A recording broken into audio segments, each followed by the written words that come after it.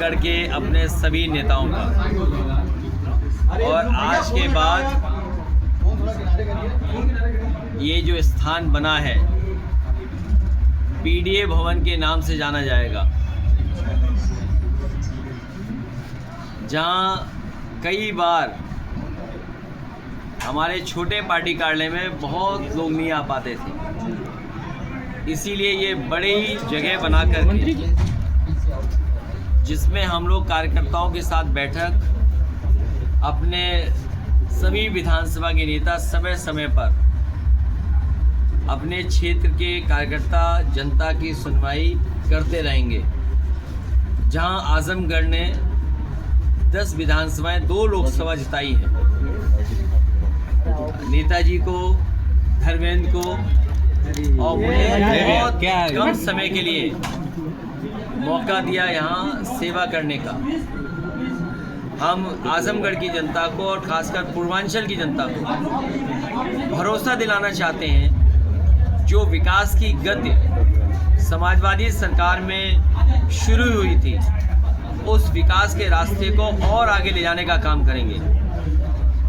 ये एक्सप्रेसवे का बनना, इसका अलाइनमेंट, इसकी टेक्निकल डिज़ाइन, फाइनेंशियल बिड या जितने भी एक्सप्रेसवे के मानक होते हैं, उस मानक के तहत और देश की सबसे प्रतिष्ठित जो कंपनियां थीं, उन कंपनियों को टेंडर देकर के केवल इस उम्मीद और इस भरोसे के साथ कि 17 में सरकार समाजवादी पार्टी की बनी गई थी, सरकार में LOI नहीं इशू हुआ था, हालांकि इलेक्शन कमीशन से परमिशन भी मिल गई थी और LOI इशू नहीं हुआ था और परिस्थितियां बदल गई, सरकार नहीं बनी।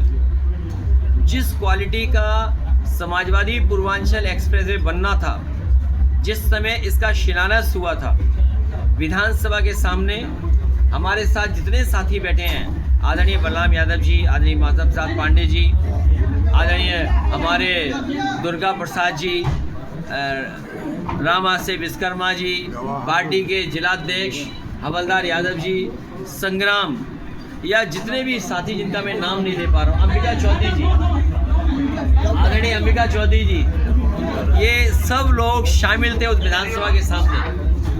लैंड एक्विजिशन से लेकर के आगे, तो जिस मानक के साथ ये बनना था, उस मानक के साथ नहीं बनाया सरकार ने, जिसकी वजह से आज भी उछलते हुए आना पड़ता है। और सोचिए तो आप इस बात को कि मुख्यमंत्री जी ने अपना जो गोरखपुर लिंक बनाया है, वो भी शायद 6 लेन का नहीं बनाया, और बनते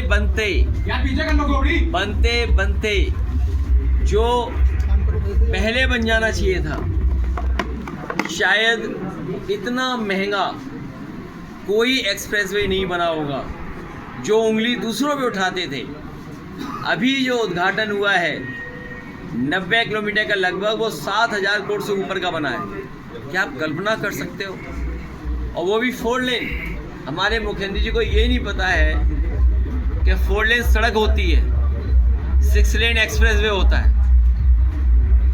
और जो सुविधाएं यहाँ दी गई थी, एक मेडिकल कॉलेज PGI के बराबर, उसके एक्ट के तहत डॉक्टर्स का अपॉइंटमेंट, या और जो कर्मचारी होते हैं उनका अपॉइंटमेंट, सुनने में आया है कि पुराने कर्मचारियों को हटा करके नए कर्मचारियों को शामिल कर रहे हैं। ये आउटसोर्स की व्यवस्था ये इसलिए लागू की है बीजेपी, कि अपने लोगों को खुश कर सकें, अपने लोगों की कंपनियों को काम दे सकें। समाजवादी सरकार बनने पर फेस वाइज इस आउटसोर्स व्यवस्था को हमेशा के लिए ख़त्म किया जाएगा।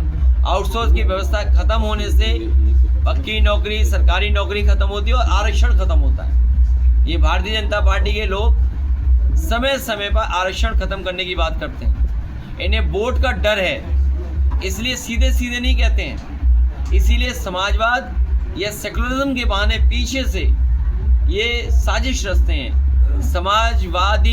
समाजवादी व्यवस्था, जहां हमें संविधान बाबा साहब भीमराव अम्बेडकर जी सामाजिक न्याय के लिए आरक्षण और आर्थिक गैर बराबरी को दूर करने के लिए सोशलिज्म, दोनों तरह की आर्थिक और सामाजिक गैरबराबरी को दूर करने के लिए जो समाजवादी व्यवस्था लागू की है उसके खिलाफ ये लोग हैं। इसीलिए समय समय पर ये सोशलिज्म के खिलाफ बोलते हैं, जो नवाजवादी बोलते हैं, जो डी कंपनी बोलते हैं। सच्चाई तो ये है, नवाजवादी लोग बोलने वाले जब उनकी पार्टी की स्थापना हुई थी तो लगता ये है कि उनकी फंडिंग किसी और ने की थी, जिसकी वजह से आज भी उन्हें नवाजवादी याद है। ये रिसर्च का विषय है। मुझे उम्मीद है कि आप रिसर्च कर करके सच्चाई बताएंगे, और जब सच्चाई सामने आएगी तो आप पाएंगे कि कभी इन्होंने अपने स्थापना के समय पर अपने कार्यक्रमों को सहयोग करने के लिए कुछ ऐसी लोगों का साथ लिया था, वो अभी तक नहीं भूल पा रहे हैं।